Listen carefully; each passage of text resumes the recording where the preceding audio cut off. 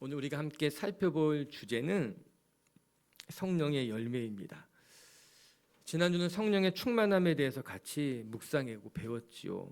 성령의 충만함이라고 하는 것이 우리 일생에 한두 번 경험한 것으로 만족하는 것이 아니라 우리가 평생 사모하고 추구해야 할, 어떻게 보면 그리스도인의 목표가 되기도 하고 사명이도 되기도 합니다.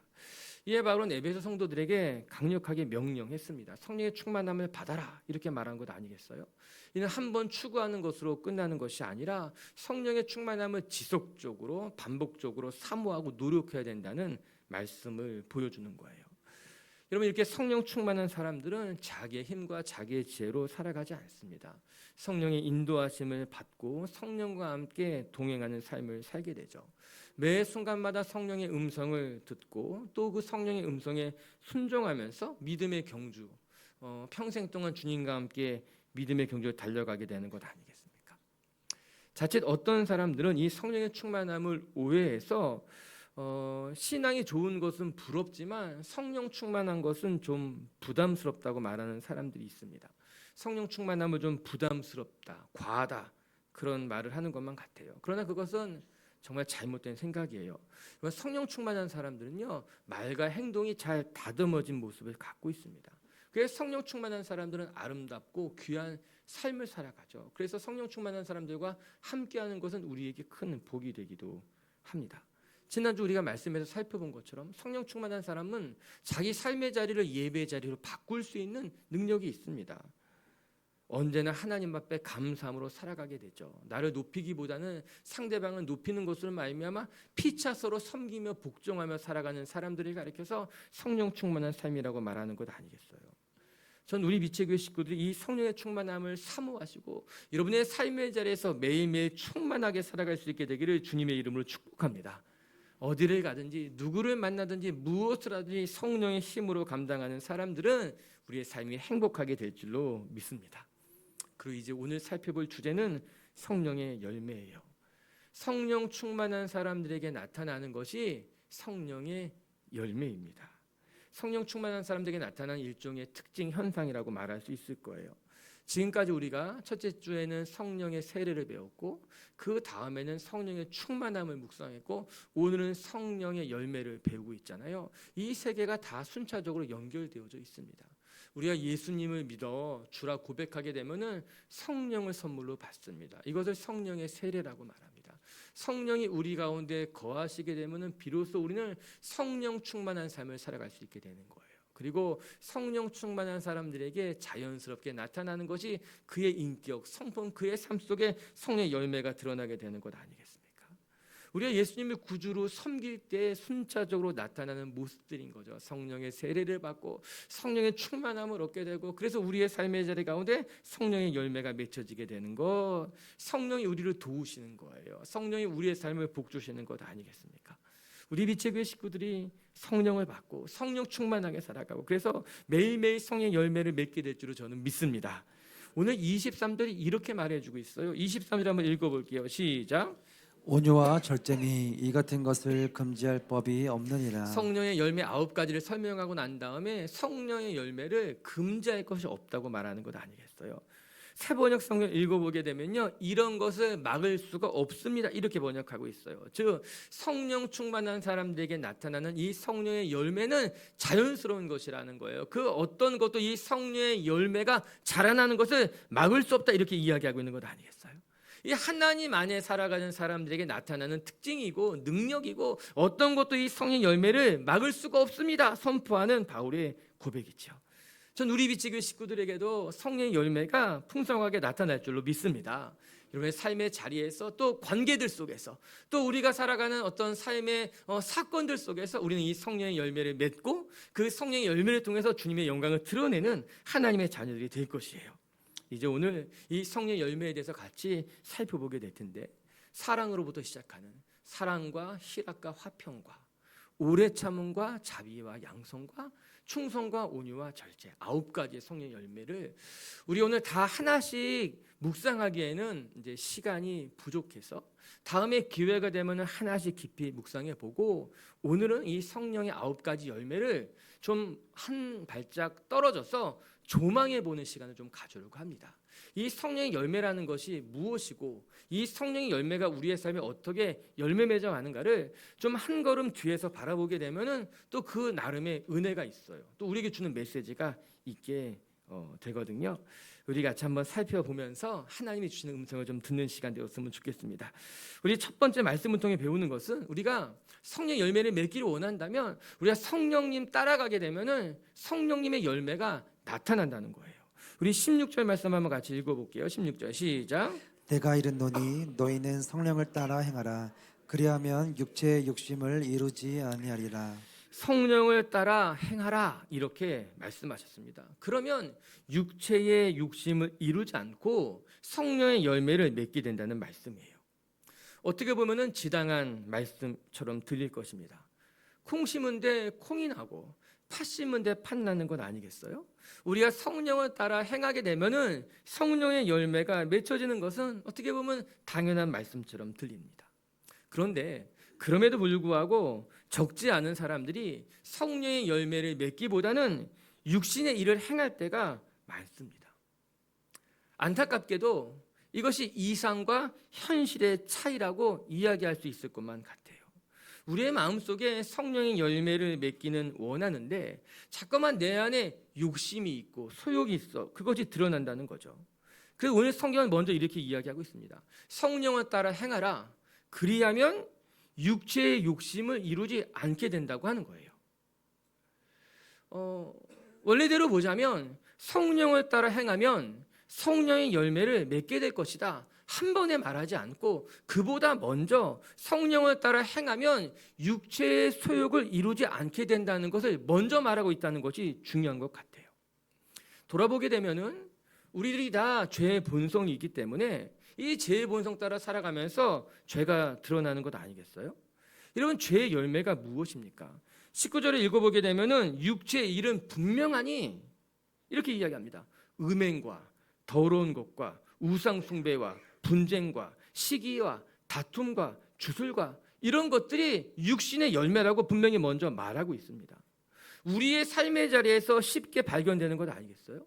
우리가 우리 본성대로 살아가게 되면은 음행과 더러운 것과 당짓는 것과 분냄과 싸움과 이런 것들이 우리의 욕심 따라 나타나는 일들이라고 하는 거죠. 그러나 성령을 따라 살아가게 되면은 이런 육신의 소욕과 맞서 싸워서 내가 승리하게 될 수 있다고 말하는 겁니다. 우리가 죄의 본성이 있는 사람들이어서 그 본성 따라 살아가게 되면은 죄가 우리를 어둠 속으로 이끌고 가게 되지만 성령을 붙들고 성령을 의지하고 성령 따라 살아가게 되면은 우리 소욕을 죄로부터 이겨내게 해서 어둠에서 우리를 건져주시고 죄의 본성이 드러나는 것이 아니라 의의 열매가 너희 삶 가운데 드러나게 된다라고 하는 것입니다. 어떻게 보면 성령의 열매를 맺는 출발점이라고 말할 수 있는 거예요. 성령을 따라 살아가게 되면은 육신의 소욕을 이기게 될 것이에요. 너가 죄의 본성대로 살아가게 되는 것이 아니라 분냄과 당짓는 것과 음행과 더러운 것들을 이기게 되고 성령의 열매를 맺기 시작하게 될 것입니다. 말씀하고 있는 것이죠. 이에 바울은 성령에 따라 살아가는 것이 중요하다고 이야기하고 있는 거예요. 우리가 성령 따라 살아가게 되면은 욕심을 죄의 본성을 너 깊숙이 들어가 있는 그 어둠을 이겨낼 수 있어 말씀하고 있는 것 아니겠습니까? 오늘도 우리 빛의교회 식구들이 성령님 의지하고 성령님 붙들고 성령님 따라가는 것으로 말미암아 우리 안에 있는 어둠을 우리 안에 있는 죄의 본성을 극복하고 이겨낼 수 있는 하나님의 자녀들 되시길 주님의 이름으로 축복합니다. 그래서 21절은 이렇게 말하고 있어요. 21절도 한번 읽어볼게요. 시작. 투기와 술취함과 방탕함과 또 그와 같은 것들이라. 전에 너희에게 경계한 것 같이 경계하노니 이런 일을 하는 자들은 하나님의 나라를 유업으로 받지 못할 것이요. 성령을 따라 행하지 아니하고 육신의 소욕을 따라 살아가는 사람들은 하나님의 나라를 기업으로 받지 못한다는 거예요. 하나님의 나라와 어울리지 않다는 말입니다. 우리들은 이제 성령을 받은 사람이기 때문에 성령 따라 살아가는 것이 우리에게는 당연한 거예요. 자연스러운 거예요. 성령 따라 살아가는 것이 어울리다는 거예요. 반면에 우리가 욕심에 따라 살아가면, 우리 죄의 본성에 따라 살아가면 이제는 어울리지 않는다라고 하는 거예요.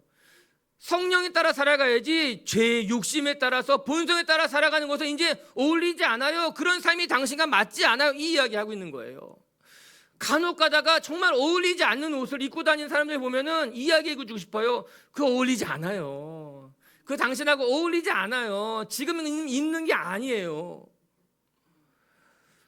하나님 우리에게 말씀하고 계신 거, 이제 너희가 성령님으로 말미암아 거듭 태어난 사람들이니까는 너희의 죄성에 따라서 죄를 짓고 분내고 다투고 싸우고 정욕과 음행에 살아가는 것은 당신하고 어울리지 않아요. 어울리지 않는 삶을 살지 마세요. 그 이야기하고 있는 건 아니겠어요?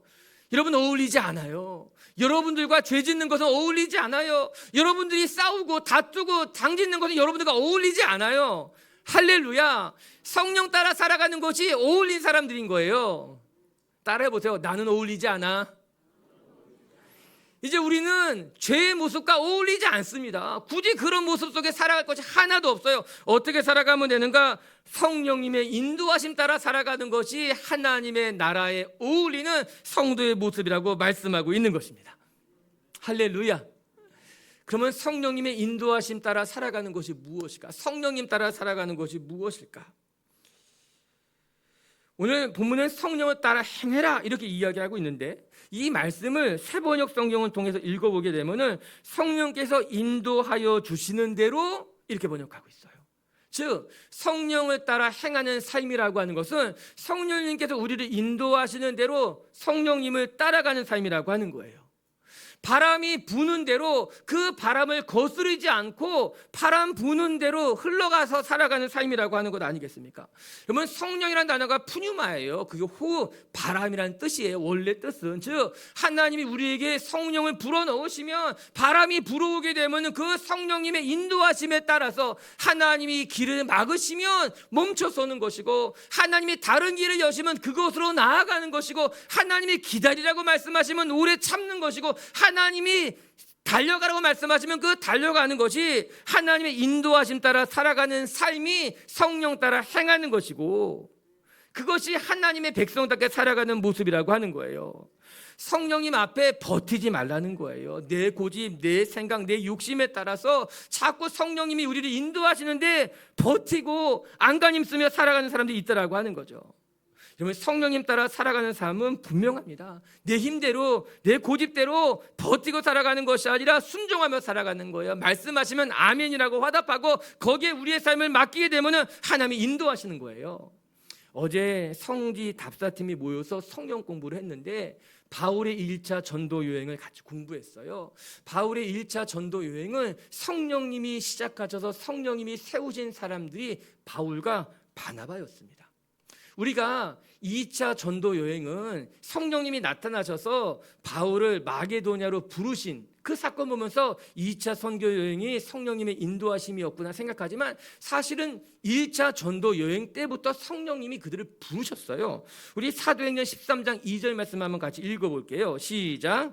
주를 섬겨 금식할 때에 성령이 이르시되 내가 불러 시키는 일을 위하여 바나바와 사울을 따로 세우라 하시니. 안디옥 교회가 금식하며 기도할 때 성령님께서 말씀하셨어요. 내가 불러 시키는 일을 위해서 내가 말하는 사람을 세우라는 거예요. 그리고 파송하라. 그게 바울과 바나바였다는 것 아니겠습니까?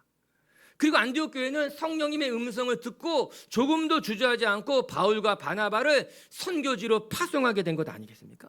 사실은 참 대단한 겁니다. 하나님께서 말씀하셨지만 바울과 바나바는 안디옥 교회에 어떻게 보면 담임 목사 같은 가장 영향력을 가진 사람이었는데, 이 바울과 바나바를 파송해 버리면은 안디옥 교회가 이제 휘청할 수 있는 상황이었음에도 불구하고 안디옥 교회가 성령님의 음성을 듣고 그 성령님의 음성에 순종해서 이 두 사람을 파송해서 1차 전도 여행이 시작된 것 아니겠습니까? 우리는 이 사건을 바라다 보면서 성령님의 음성을 듣는 것도 중요한데 그 성령님의 음성을 듣고 순종하는 것이 얼마나 중요한지를 배우게 되는 거예요. 하나님께서 말씀하셨다 하여도 안디옥 교회가 불안한 마음에 두려운 마음에 순종하지 않았다면 하나님의 역사가 나타나지 않았습니다. 그런데 귀한 것이 무엇인가 하면 하나님이 인도하신 대로 안디옥 교회가 따라갔다는 거예요. 하나님이 보여주신 대로 말씀하시는 대로 주의 음성을 잘 듣고 그 음성을 따라 순종할 때 하나님의 역사가 나타나게 된 것 아니겠습니까? 여러분, 우리의 삶에 대해 하나님의 음성을 듣는 것보다 더 중요한 게 있을 수 있어요. 하나님의 음성을 잘 듣는 것도 중요한데요, 듣는 것만큼 순종하는 것, 하나님의 음성에 따라서 인도하심에 따라 살아가는 것이 더 중요할 수 있다라고 하는 것이죠. 오늘 성령의 열매를 같이 묵상하고 있잖아요. 이 성령의 열매를 맺는 정말 귀한 방법이 무엇이냐? 주님 말씀하시면 그 말씀 따라 인도하심에 따라 살아갈 때 하나님의 은혜가 우리 가운데 있는 줄로 믿습니다. 갈라디아서 5장은 이렇게 끝나고 있어요. 갈라디아서가 이제 성령을 따라 살아가는 삶, 거기에 성령의 열매가 맺혀진다는 이야기를 하면서 5장 마지막을 이렇게 끝내고 있는데요. 같이 한번 25, 26절 읽어볼게요. 시작. 만일 우리가 성령으로 살면 또한 성령으로 행할지니 헛된 영광을 구하여 서로 노엽가하거나 서로 투기하지 말지니라. 우리가 성령으로 살면 성령으로 행하리니 정말 멋지잖아요. 이거 쉬운 성경으로 보게 되면요 더 정확해요. 같이 한번 쉬운 성경 버전도 읽어볼게요. 시작. 우리가 성령으로 새 생명을 얻었으므로 성령을 따라 살아야 합니다. 그리고 교만하지 말고 서로 다투거나 시기하지 말아야 합니다.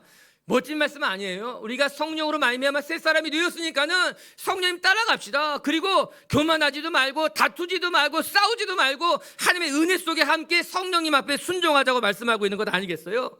이게 성령의 열매를 맺는 성령 충만한 사람들의 모습인 줄로 믿습니다. 오늘도 여러분의 삶의 자리에서요, 성령님이 인도하실 때에 하나님이 길을 막으면 멈춰서고 다른 길을 또 여시면 그 길로 나아가면서 하나님의 인도하심에 민감할 뿐만 아니라 인도하심에 따라갈 때 여러분의 삶의 자리에 맺게 되는 성령의 열매를 기대하시는 분들 되시기를 주님의 이름으로 축복합니다.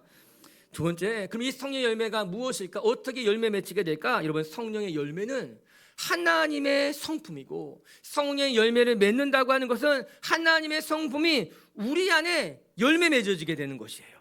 22절과 23절이 성령의 열매에 대한 이야기죠. 한번 읽어볼게요. 우리 암송 구절이에요. 시작. 오직 성령의 열매는 사랑과 희락과 화평과 오래 참음과 자비와 양성과 충성과 온유와 절제니 이 같은 것을 금지할 법이 없느니라. 아멘. 성령의 9가지 열매에 대해서 이야기합니다. 사랑, 희락, 그 다음에 화평, 오래 참음, 자비, 양성, 충성, 온유, 절제. 잘하셨어요. 하나하나 너무너무 귀하고 아름다운 모습 아니에요? 그런데 이렇게 성령의 열매가 풍성하게 맺힌 사람들을 어디서 볼 수 있을까? 어디서 찾아볼 수 있을까? 그것은 예수님의 모습을 보면은 비로소 성령의 열매가 풍성하게 맺힌 온전한 모습을 발견하게 됩니다. 하나님이신 성자 예수님은 성령의 열매를 온전하게 이루신 분이에요. 그래서 우리가 예수님 닮아가야 된다는 거예요. 여러분, 예수님을 닮아가게 되면요, 우리의 삶에 성령의 열매가 맺혀지게 되고요, 성령의 열매를 맺으면요, 우리의 삶에 예수님을 닮아가게 되는 거예요. 예수님과 동시대 때 살아갔던 사람들, 예수님을 가까운 곁에서 지켜봤던 사람들이 전 예수님의 모습을 보고 감동받았을 것만 같아요.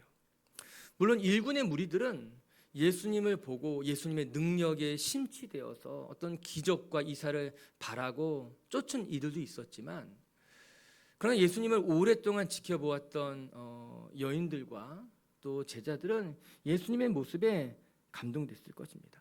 아니, 지금도 예수님이 우리 곁에 오신다면, 또 예수님과 우리가 교제하다 한다면 저는 예수님에게 반할 것 같고, 정말 예수님을 닮고 싶고, 정말 예수님의 그 아름다운 이 성품들을 닮아가고 싶은 마음이 들 것이 분명합니다.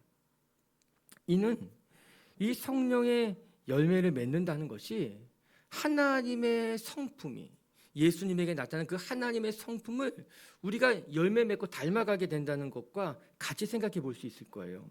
하나님의 성품이 우리 안에 열매 맺게 되는 거죠. 그래서 예수님을 닮은 성품을 갖게 되고 예수님의 삶을 비슷하게 살아가게 되죠. 궁극적으로는 이게 하나님의 형상이 우리 가운데 회복되는 모습이라고도 말할 수 있을 거예요. 여러분, 하나님이 사람을 지으실 때 하나님의 형상에 따라 지었다고 말합니다.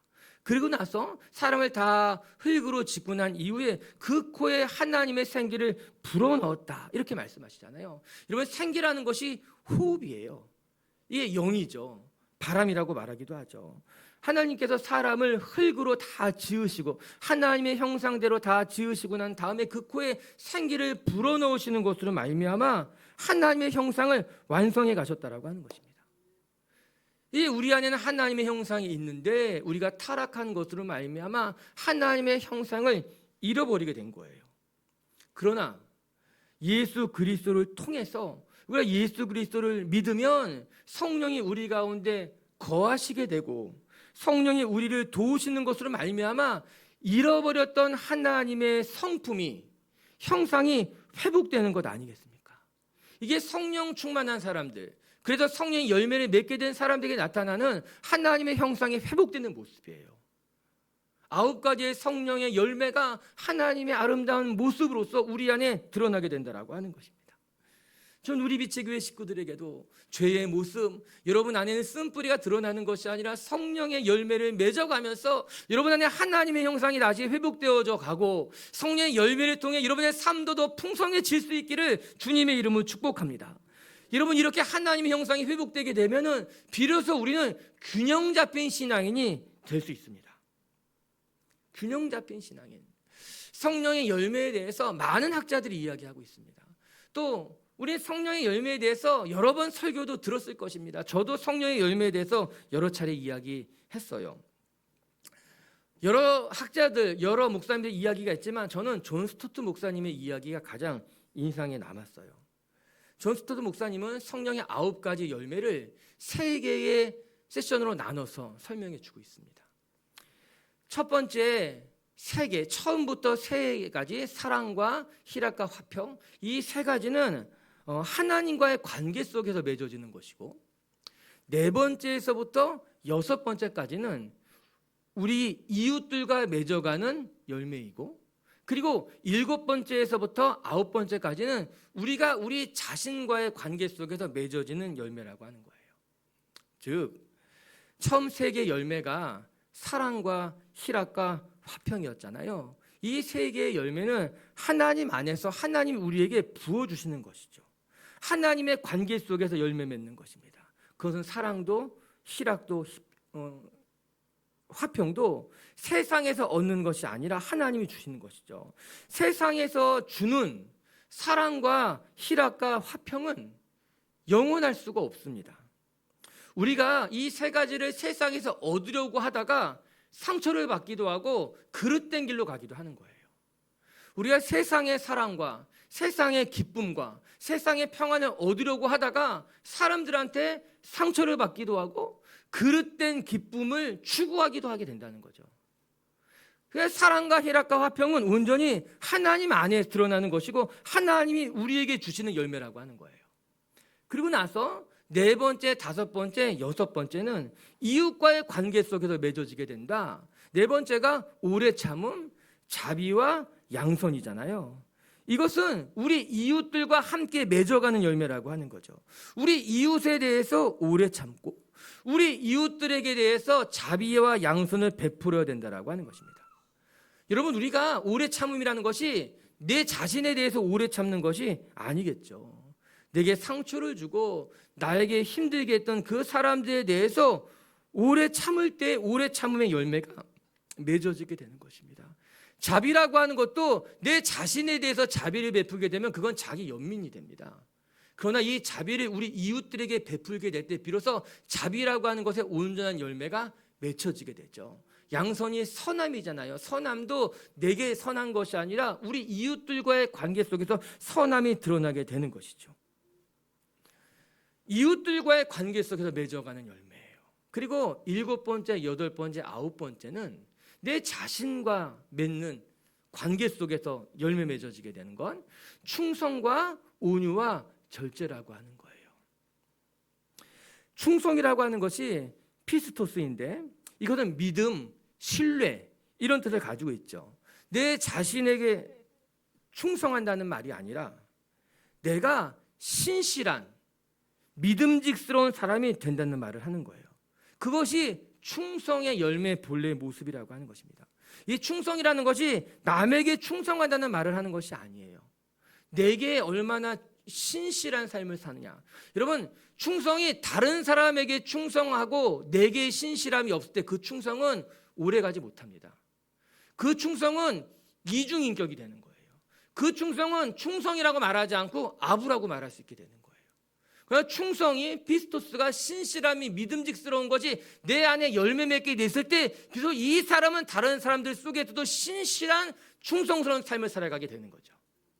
온유와 절제도 동일한 거예요. 내가 절제하게 되는 거죠. 나를 내 관계 속에서 내 스스로를 다스리고 절제하는 것으로 말미암아 내 안에서 나와의 관계 속에서 맺어지게 되는 열매라고 하는 것입니다. 이렇게 성령의 열매의 3가지의 측면과 9가지의 열매를 우리의 삶에 맺게 되면은 비로소 우리는 하나님과의 관계 속에서 이웃과의 관계 속에서 내 자신과의 관계 속에서 모두 다 균형 잡힌 건강한 신앙인이 될 수 있는 거예요. 사랑과 희락과 화평 그리고 절제에 이르기까지 어느 것 하나 부족한 것이 없는 건강한 신앙인의 모습으로서 하나님과의 깊은 은혜를 누리고 이웃과 성숙한 삶을 나누며 내 자신을 신실하게 만들어갈 수 있는 열매가 성령의 열매가 된다라고 하는 것이죠. 흔히 성령의 열매를 포도에 비유하지 않습니까? 포도 열매가 하나하나 다 빼곡하게 이렇게 동일하게 맺어져 있는 거죠. 같이 자라가게 되는 거잖아요. 어느 것 하나는 크고 어느 것 하나는 작은 알맹이가 아니라 동일하게 열매 맺어가는 그 모습을 이제 연상시킨다고 이야기하는 것 아니겠어요? 그와 동일한 것이죠. 이 하나님과 이웃과 내 자신과의 관계 속에서 이 9가지 열매가 균형 잡히게 잘 열매 맺게 됐을 때 비로소 그 사람이 성령의 열매를 맺은 성령 충만한 사람이고 하나님 보시기에 아름답게 성장해 가는 사람이라고 하는 거예요. 지난주 말씀을 되돌아보면 성령 충만한 사람들은 아름답고 귀한 모습을 가지고 있다고 했습니다. 우리는 종종 성령 충만한 사람들의 모습을 오해하곤 합니다. 성령 충만한 사람들은 왠지 과하고 부담스럽고 고집세고 전혀 잘못된 이야기예요. 성령 충만한 사람은 말과 행동이 잘 다듬어진 사람이에요. 그런 모습을 갖게 돼요. 성령의 열매를 갖고 있게 되는 것 아니겠어요? 그러므로 말미암아 이 성령 충만한 사람들의 모습은 누가 보아도 균형 잡힌 모습으로서 아름답게 성숙되어져 가는 그런 모습을 갖고 있게 된다라고 하는 거예요. 전 우리 비치교회 식구들이 성령의 충만함으로 말미암아 하나님과의 관계에 있어서도 이웃과의 관계에 있어서도 그리고 내 자신과의 관계에 있어서도 어느 것 하나 부족한 것 없이 정말 사랑과 희락과 여기에서부터 절제 이르기까지 풍성하게 열매 맺어서 성숙한 그리스도인으로 자라갈 수 있게 되기를 주님의 이름으로 축복합니다. 자, 3번째, 성령의 열매를 맺는 데 있어서 한 가지 더 이야기해드리고 싶은 것은 그리스도와의 연합입니다. 우리가 성령의 열매를 맺는데 정말 중요한 건 한 가지를 꼽자면 그리스도와의 연합이라는 것에 대해서 나누고 싶어요. 그리고 이것은 우리가 성령의 열매를 맺는 데 있어서 주의해야 될 점을 가르쳐 줄 수 있습니다. 먼저 요한복음의 말씀이 도움이 될 거예요. 요한복음 15장 5절에는 우리의 삶의 열매 맺는 것에 대해서 잘 설명해 주고 있어요. 같이 한번 읽어볼게요. 요한복음 15장 5절 시작. 나는 포도나무요 가지라 그가 내 안에 내가 그 안에 거하면 사람이 열매를 많이 맺나니 나를 떠나서는 너희가 아무것도 할 수 없습니다. 예수님이 친히 가르쳐 주셨어요. 예수님은 포도나무고 그리스도인들은 가지니 이 포도나무와 연합할 때 비로소 많은 열매를 맺게 될 것이다. 너희가 나를 떠나서는 결코 어떠한 열매도 맺지 못하게 된다. 그렇게 말씀하고 있는 건 아니겠습니까? 이 말씀은 우리가 그리스도와 동행하게 된다면 우리의 삶에 자연스럽게 성령의 열매가 맺힌다는 말씀일 것입니다. 우리가 힘쓸 것이 무엇인가? 그리스도와 동행하는 삶, 그리스도와의 연합을 힘써야 된다라고 하는 거예요. 성령의 열매라는 것이 성령 충만한 사람들에게 자연스럽게 맺히는 열매라고 해서 우리가 아무것도 안 해도 되겠다 생각한다면 이거 자칫 실수할 수 있게 됩니다. 그릇되게 이해할 수가 있어요. 그 반대로 또 우리가 성령의 열매를 맺기 위해서 자꾸 무엇인가 몸부림치고 하려고 했을 때 또 그릇된 부작용도 나타날 수 있게 됩니다. 오늘 성령 우리에게 무엇이라 말하는가? 너희가 성령의 열매를 맺기 위해서 몸부림치는 것이 아니라 그리스도와 연합하는 삶을 힘쓰라고 말하고 있는 거예요.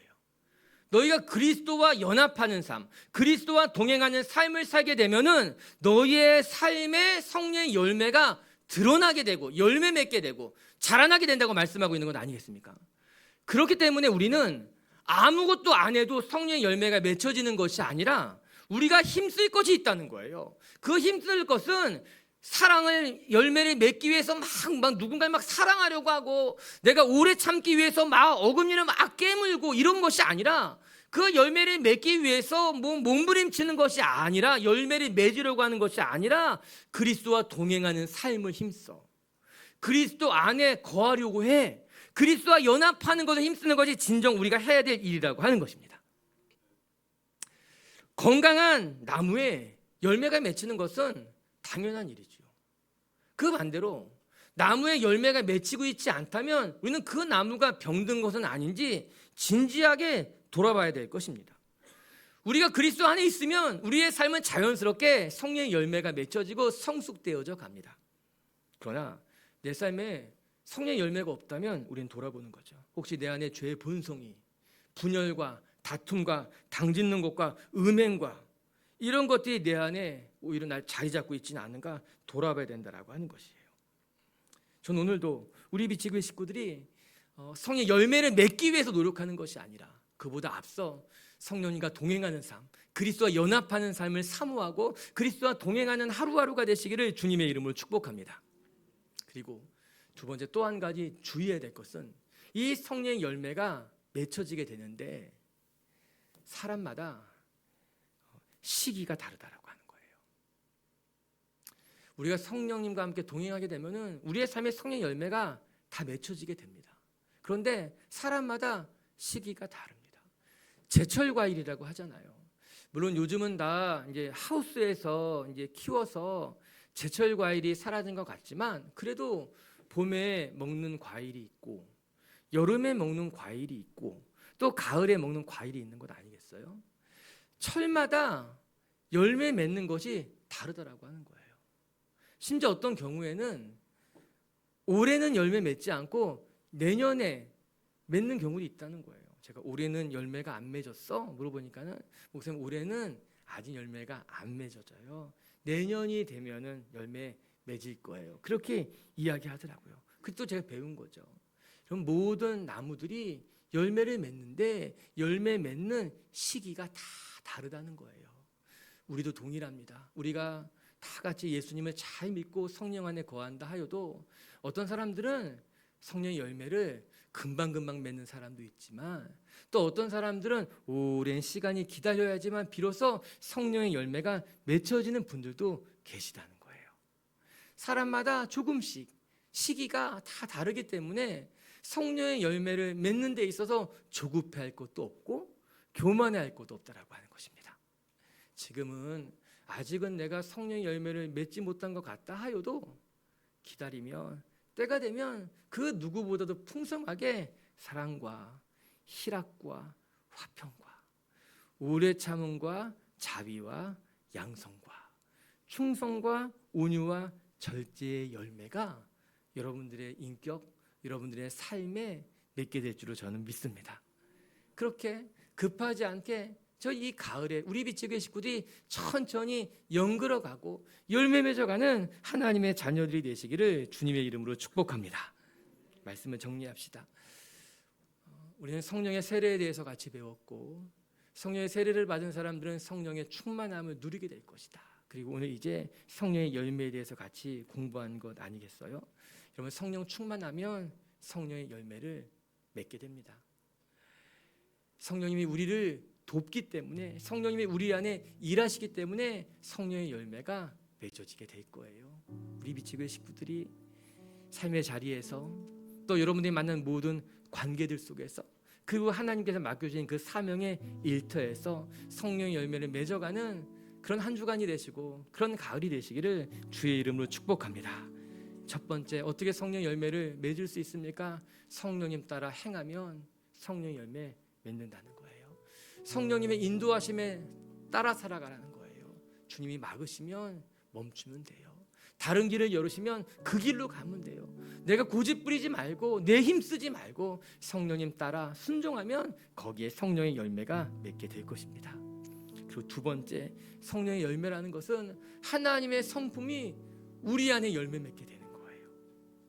예수님이 이루셨던 그 아름다운 모습을 우리가 닮아가게 되는 것이고 더 나아가 하나님께서 지으셨던 그 형상의 모습이 우리 안에 회복되어져 가는 거죠. 우리 미치교회 식구들이 이 세상에 어리석은 자들과 어울리며 그들 닮아가는 것이 아니라 예수님 닮아가며 성령의 열매를 맺고 성령의 열매를 맺어가며 예수님 닮아가는 그런 하나님의 자녀들 되었으면 좋겠습니다. 그리고 세 번째, 성령의 열매는 사람마다 시기가 다 달라요. 그렇기 때문에 누구는 막 교만해지고 누구는 막 조급해지고 그럴 것 없어요. 성령의 열매가 맺혀지면 감사하고 아직 덜 연근 것 같으면 기다리면서 하나님이 만들어 가시는 그런 멋진 인생, 멋진 삶이 되시기를 주의 이름으로 축복합니다.